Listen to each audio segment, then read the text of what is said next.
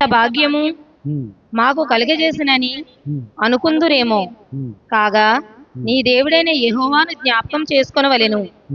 ఏలయనగా తాను నీ పితరులతో ప్రమాణం చేసినట్లు తన నిబంధనను నేటివలే స్థాపింపవలెనని మీరు భాగ్యము సంపాదించుకొనుటకై మీకు సామర్థ్యము కలుగు చేయువాడు ఆయనే. చాలు.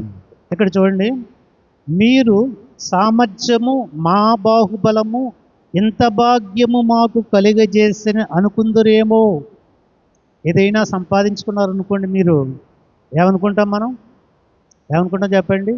ఇది నా తెలివితేటలు, ఇది నా సామర్థ్యము, నా బలము, నా ఆలోచన అనుకుంటారట. ఏదైనా మీరు సంపాదించుకుంటే ఈ భాగ్యము, ఈ సంపాదన నా తెలివితేటలు, నా సామర్థ్యము, నా పిల్లల యొక్క సామర్థ్యము అనుకుంటారట. కానీ కింద రాయబడిన మాట, నీ దేవుడైన యెహోవాను జ్ఞాపకము చేసుకోవలను. ఏలయనగా తాను నీ పితరులతో ప్రమాణము చేసినట్లు తన నిబంధన నేటి వలె స్థాపింపవలనని మీరు భాగ్యము సంపాదించుకున్నటకై మీకు సామర్థ్యము కలుగజేయవాడు ఆయనే. మీరు భాగ్యము, మీరు ఆస్తి సంపాదించుకోవడానికి మీకు సామర్థ్యము కలుగజేసిన వాడు ఎవరు? ఆయనే. మీ శక్తినిచ్చిన వాడు ఎవరు? మీకు ఆయనే. మీ తెలివితేటలు ఇచ్చిన వాడెవరు? ఆయన. మీకు చదువునిచ్చిన వాడెవరు? ఆయనే. మీకు ఉద్యోగం ఇచ్చిన వాడెవరు? ఆయనే. మనం ఏమనుకుంటాం?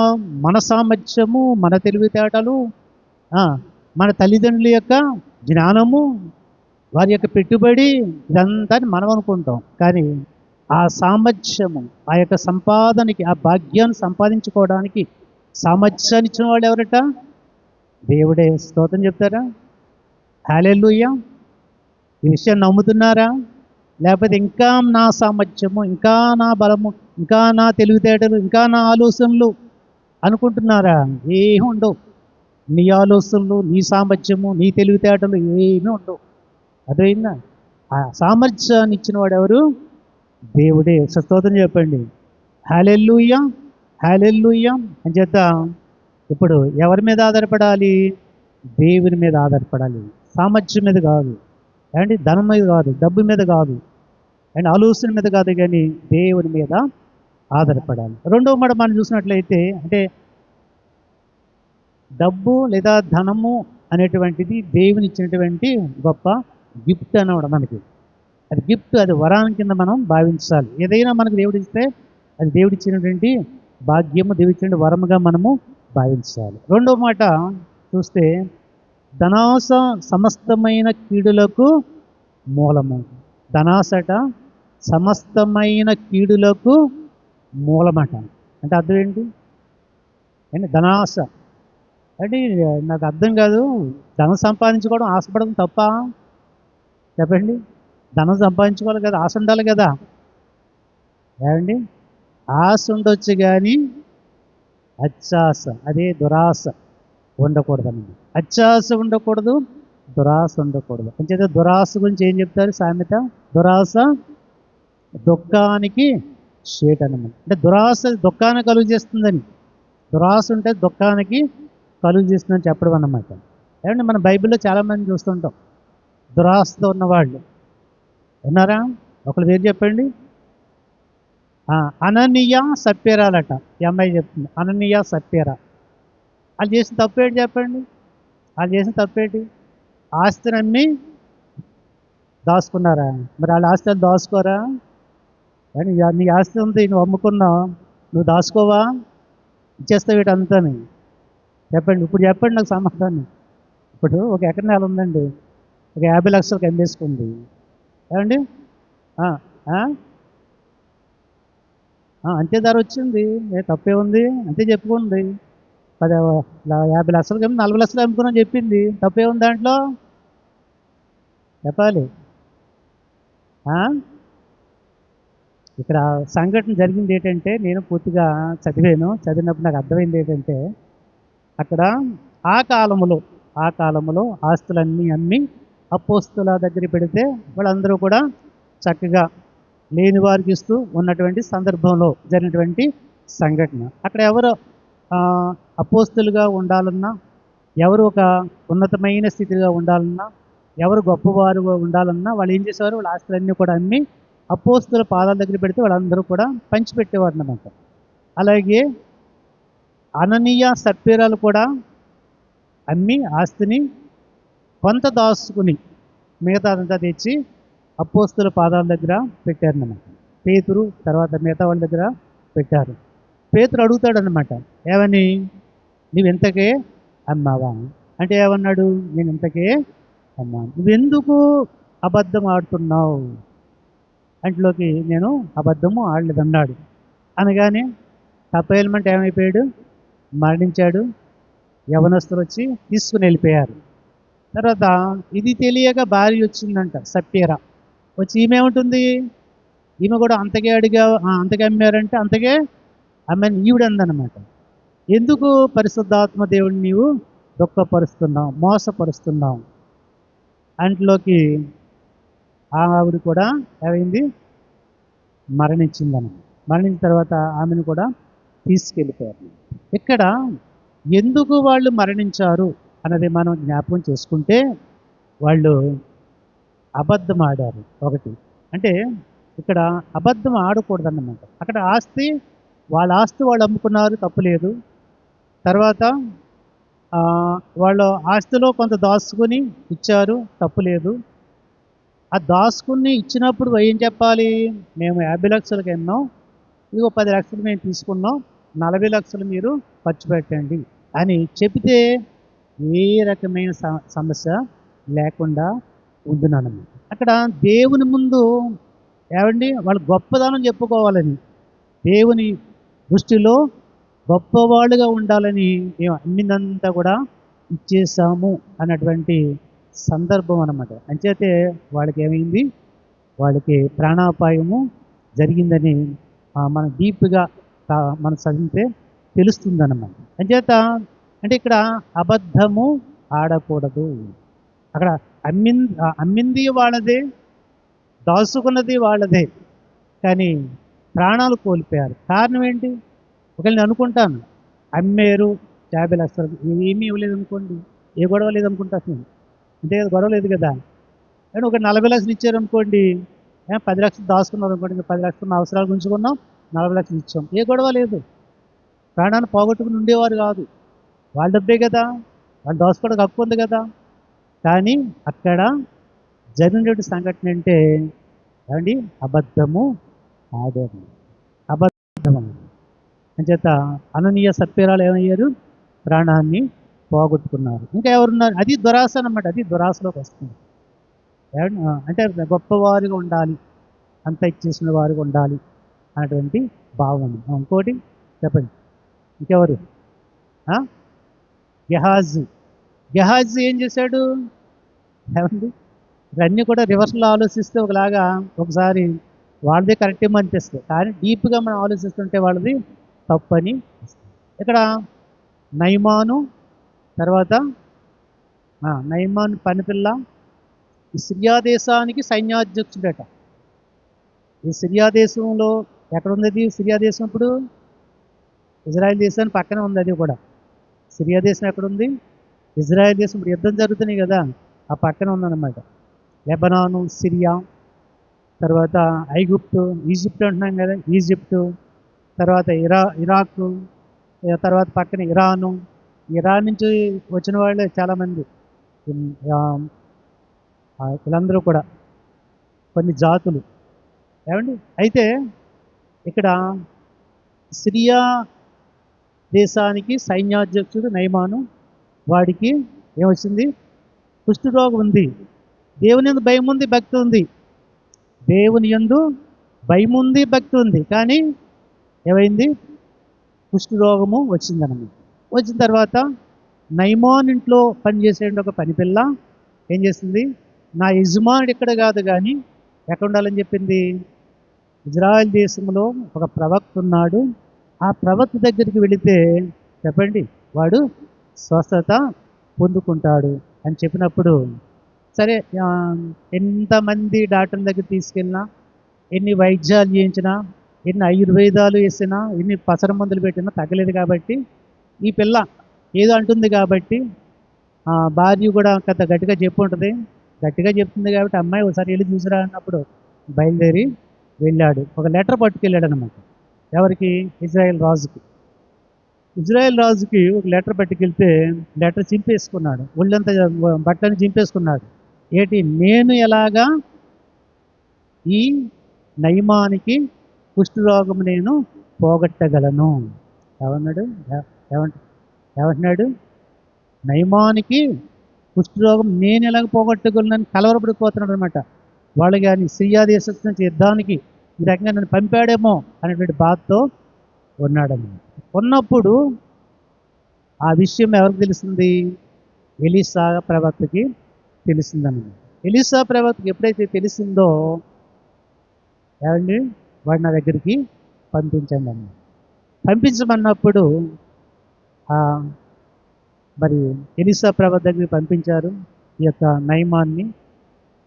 ఎలీషా ప్రవక్త ఏమన్నాడు చెప్పండి అక్కడ? ఎలీషా ప్రవక్త ఏమన్నాడు? యోర్దాను నదిలోకి వెళ్ళి 7 మారులు మునుగు ఈ యొక్క రోగం పోదని కబురు పంపించాడు. బయటికి రాలేదు, బయటకు వచ్చి ప్రార్థన చేయలేదు. ఒక మాట ఇంట్లోకి కోపం వచ్చేసింది మనవాడికి. కోపం వచ్చేసి ఒకసారి చెప్పండి అమ్మా, ఎక్కడ ఉంది అది అమ్మా? 2వ రాజులు 5వ అధ్యాయం. 2వ రాజులు 5వ అధ్యాయములో ఏమంటున్నాడు? అతడు నా యొద్దకు వచ్చి నిలిచి తన దేవుడైన యెహోవా నామమును బట్టి తన చెయ్యి రోగముగా ఉన్న స్థలం మీద ఆడించి కుష్ఠరోగమును మానుపునని నేను అనుకుంటూనే దమస్కు నదులైన అబనాయును తర్పరును ఇజ్రాయెల్ దేశంలో నదుల కంటే శ్రేష్టమైనవి కావా. దమస్కు నదులు అంటే సిరియా రాజధాని ఏంటంటే దమస్క్ అన్నమాట. ఇప్పుడు కూడా అంతే, డమాస్కస్ అంటారు అన్నమాట. సిరియా రాజధాని ఇప్పుడు కూడా అదే ఉంది, అదే దేశం, అవే నదులు ఇప్పుడు కూడా ఉన్నాయి. ఆ నదులు మా దేశంలో చాలా గొప్పవి. ఈ ఇజ్రాయెల్ దేశం వచ్చి యోర్దాను నదిలో మునిగితే నాకు కుష్ఠరోగం పోతుంది. దైవజనుడు అయినటువంటి ఎలీషా వచ్చి దగ్గరుండి ఆ యొక్క మరి కుష్ఠరోగం మీద చేతులు ఉంచి ప్రార్థన చేస్తాడు అనుకున్నాను, కానీ లోన నుంచి అసలు బయటికి రాలేదు. వెళ్ళి 7 సార్లు మునగమన్నాడు అని కోపంగించి వెళ్ళిపోతున్నాడట. కోపంగించి వెళ్ళిపోతుంటే అక్కడ ఉన్నటువంటి దాసుడు ఏమన్నాడు చెప్పండి? ఆయన ఏమీ నిన్ను అడగలేదు, డబ్బు అడగలేదు, ఏమీ అడగలేదు. మరి ఏమడిగాడు? అక్కడికి వెళ్ళి మునుగు స్వస్థత వస్తుంది అన్నాడు. డబ్బు అడిగితే ఒకవేళ నువ్వు ఒకవేళ బాధపడవచ్చేమో. ఏమీ అడగలేదు కదా. కానీ డబ్బు బాగానే పట్టుకొచ్చాడు నయమాన్. డబ్బు బాగానే పట్టుకొచ్చాడు. ఎంత పట్టుకొచ్చాడు? 10 వీసెలు వెండి, 1,20,000 రూపాయలు విలువ చేసేటువంటి బంగారం ఆ రోజుల్లో, ఇప్పుడు కాదు. 10 జతల దుస్తులు ఇవన్నీ పట్టుకొచ్చాడు. ఇవన్నీ పట్టుకొచ్చాడు. ఒకవేళ అన్నీ ఇమ్మంటే ఇచ్చేస్తావు కదా, ఏం అడగలేదు కదా, మునగమన్నాడు కదా, నడు అని తీసుకొచ్చి వెనక్కి ముంచాడు అన్న. ముంచలేదు కానీ ఇదే ములిగాడు. 7 సార్లు ముంగుదలో ఏమైపోయింది? పసిపిల్ల దేహము వలె స్వస్థత వచ్చింది. స్తోత్రం చెప్పండి, హల్లెలూయా. అంటే దేవునిలో అంత శక్తి ఉంది. అయిపోయిన తర్వాత బతిమాలాడు. ఇదిగో నేను తెచ్చినటువంటి ఈ 20 మణుగుల వెండి, తర్వాత 10 దుస్తులు, 1,20,000 రూపాయలు విలువ చేసిన బంగారం తీసుకోమంటే నేను తీసుకోను అన్నాడు. ఎలీషా ఏమన్నాడు? ప్రవక్త నేను తీసుకోను అన్నాడు. తీసుకోవాలంటే ఎంతో బతిమాలాడు. బతిమాలినప్పటికీ తీసుకోలేదు. సరే అని ఆ యొక్క అవన్నీ కూడా పట్టుకుని రథం మీద వెళ్ళిపోతున్నాడు అన్నమాట. వెళ్ళిపోతున్నప్పుడు గెహాజీ వెంట పడ్డారు. వెంట పడి ఇదిగో ఎఫ్రాయిము నుంచి ఎవరు వచ్చారట? నా యజమానుడి చేత నా వర్తమానమును పంపి ప్రవక్తల శిష్యుల 2 యవ్వనులు ఎఫ్రాయిము మన్యమును నా యొద్దకు ఇప్పుడే వచ్చిరు కనుక నీవు వారి కొరకు 2 మణుగుల వెండియు 2 దుస్తుల బట్టలు దయచేయమని సెలవిచ్చుతున్నాడని. ఏమండి? అక్కడ ఎలీషా ప్రవక్త ఎందుకు తీసుకోలేదు చెప్పండి? బంగారం కానీ, డబ్బు కానీ, ఏమండి, అదే దుస్తులు కానీ, వెండి కానీ, బంగారం ఎందుకు తీసుకోలేదు? ఏమండి, అది ఉచితముగా వచ్చింది కాబట్టి ఉచితముగానే చేయాలన్నమాట. ఉచితముగానే ప్రార్థన చేయాలి. అర్థమైందా? ఉచితముగానే ప్రార్థన చేయాలి. దేవుడు ఉచితముగా ఇచ్చాడు కాబట్టి వరాన్ని ఎలీషాకి ఉచితముగానే చేయాలి. సపోజ్ నేను అనుకుంటాను ఎలా ఇవన్నీ తీసుకున్నాడు, ప్రార్థన చేశాడు. ప్రార్థన చేస్తున్నప్పుడు ఎలీషా ప్రార్థన చేయడం స్వస్థత వచ్చింది. రేపు డేలా ఏం చేస్తారు మిగతా వాళ్ళు చెప్పండి? తర్వాత రోజుల్లో ఏం చేస్తారు? ఎలీషా దగ్గరికి ఏం చేస్తారు చెప్పాలి? డబ్బు డబ్బు డబ్బు, బంగారం బంగారం బంగారం. ఏమండి, ఇప్పుడు చెప్పండి. ప్రార్థన చేసినప్పుడు తగ్గలేదనుకోండి, ప్రార్థన చేసినప్పుడు ఎలీషా ప్రార్థన చేసినప్పుడు ఏమీ కాలేదనుకోండి, ఇప్పుడు చెప్పండి ఎలీషా బ్రతుకలేకపోతుంది? ఏమండి చెప్పండి, చాలా తేడా వచ్చేస్తుంది అన్నమాట. అని చేత ఏమండి, యేసుప్రభు వారు కూడా ఎంతమందిని బతికించాడు చెప్పాలి? ముగ్గురినే బ్రతికించాడు. ఒకవేళ అందరినీ బ్రతికించాలనుకోండి, మరణించిన వాడు ఒక్కడు కూడా ఇంకా ఉండడు. అది దేవుని యొక్క చిత్తం అన్నమాట. దేవుని యొక్క చిత్తం, దేవుని యొక్క అది సామర్థ్యములోడు కాదు, కానీ అది చిత్తము ఎంతవరకు ఉంటే అంతవరకు. ఎవరిని బ్రతికించాలంటే అంతమందిని బ్రతికిస్తారు, ఎంతమందిని విడిచిపెట్టాలంటే అంతమందిని విడిచిపెడతాడని. అంచేత ఈ రకంగా వెంటబడిన తర్వాత ఏమండి, రెండు జతల దుస్తులు కాదు కానీ 4 జతల దుస్తులు పట్టుకో, ఏమండి 2 మణుగులు అవి వెండి కాదు కానీ 4 మణులు వెండి పట్టుకో అని ఇచ్చాడు. జాగ్రత్తగా వచ్చేసాడు. ఏమి ఎరనట్టుగా ఆ గృహానికి వచ్చాడు. గృహానికి వచ్చినప్పుడు ఎలీషా అడుగుతున్నాడు, ఏమని చెప్పండి? గహాజీ, నీవు ఎక్కడి నుంచి వస్తున్నావు? ఎక్కడి నుంచి వస్తున్నావు? ఇక్కడ ఉన్నాను, నీ పక్కన ఉన్నాను. హస్తమావటి ఎక్కడి నుంచి అంటావు నన్ను అన్నట్టుగా మాట్లాడు. గహాజీ, నువ్వు రథం వెంబడి వెళుతున్నప్పుడు నువ్వు ఏది అడుగుతున్నావో అది అడిగినప్పుడు నా మనసు నీ దగ్గర లేదా? అడిలోకి అడిగిపోయినప్పుడు తప్పు ఒప్పుకున్నట్టుగా లేదు, కానీ వెంటనే ఏమొచ్చిందంట? కుష్టు రోగము వచ్చింది అని రాయబడింది. అంటే ఇది అంటే దురాశ అంటే ఇదే. ఏమండి, అక్కడ ఎక్కడున్నాడు? చక్కగా ఎలీషా ప్రవక్త దగ్గర ఉన్నాడు. ఏలియా తర్వాత ఎవరయ్యారు? ఎలీషా అయ్యాడు. ఎలీషా తర్వాత గెహాజీ అయ్యి ఉండేవాడు. కానీ ఈ లోపలనే ఆ యొక్క కార్యము చేయడం వలన కుష్ఠరోగం తెచ్చుకున్నట్లుగా మనం చూస్తున్నాం. అది దురాశ అన్నమాట. ఇందాక ఏంటన్నారు? అది ముందు చెప్పింది అననీయ సప్పేరాలు కూడా, అది కూడా దురాశలోకే వస్తుందన్నమాట. తర్వాత ఇంకా దురాశపరులు ఎవరు బైబిల్లో? కొంత నగదుకి అమ్మేహాడు ఆడేవుడు యోధ. ఇస్కరియోతు యోధ ఏం చేశాడు? యేసుప్రభు వారిని 30 వెండి నాణాలకి అమ్మేస్తాడు. పరిస్థితి ఏమైపోయింది? వెండి నాణాలకి అమ్మేస్తే పరిస్థితి ఏమైపోయింది చూడండి. మత్తయి సువార్త 26వ అధ్యాయము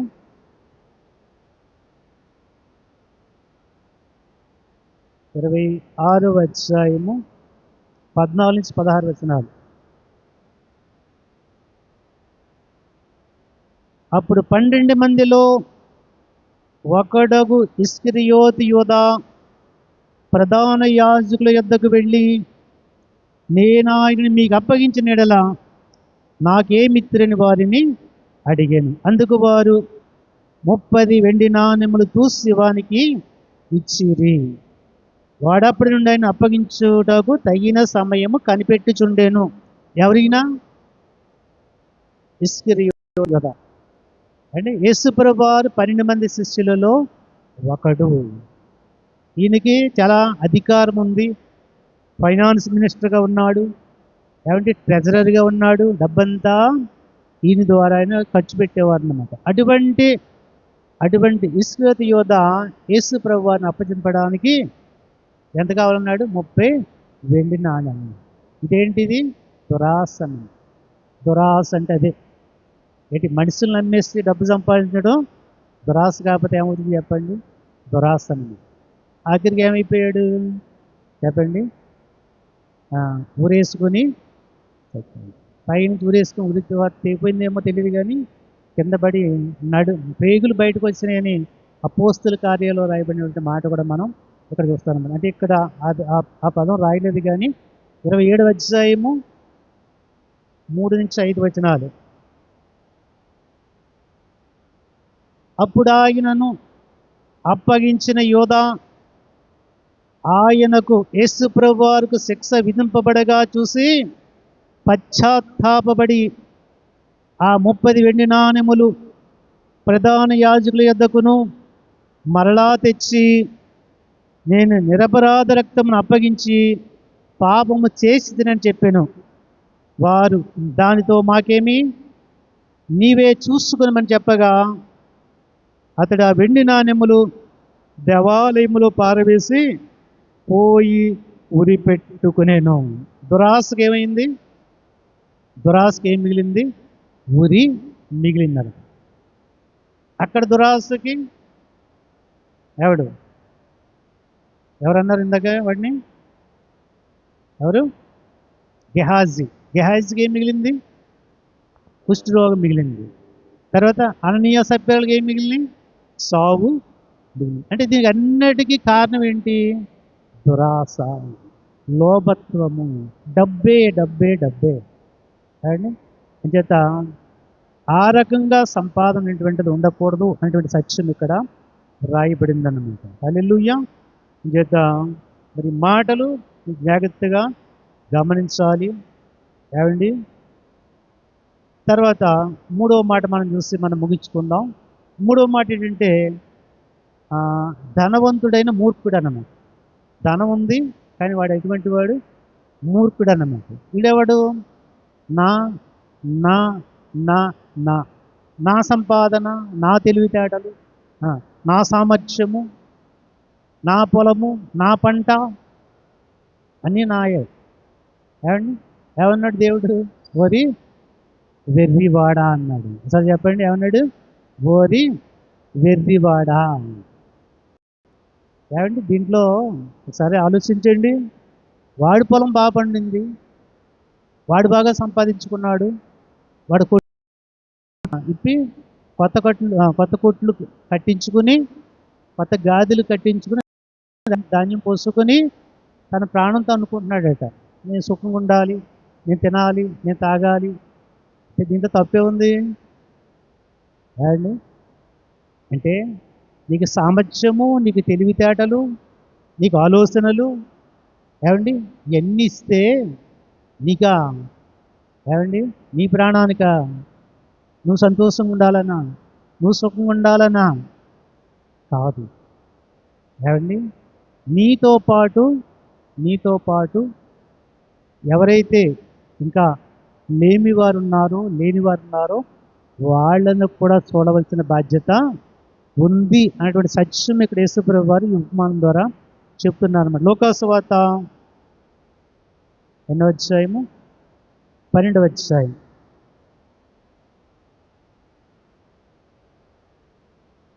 ఈ లోకాసువార్త 12వ అధ్యాయములో 16 నుంచి 21 వచనాలు చూస్తే, మరియు ఆయన వారితో ఈ ఉపమానం చెప్పెను. ఒక ధనవంతుడు భూమి సమృద్ధిగా పండెను.